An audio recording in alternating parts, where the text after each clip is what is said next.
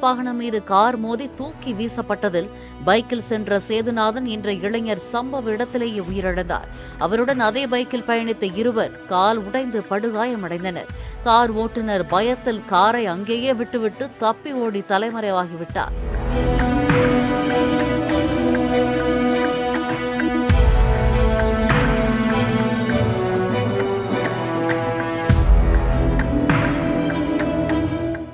Play store மற்றும் app ஸ்டோரில் இருந்து பாலிமர் செயலியை QR கோடு மூலம் பதிவிறக்கம் செய்யுங்கள். செய்திகளை உடனுக்குடன் பெறுங்கள்.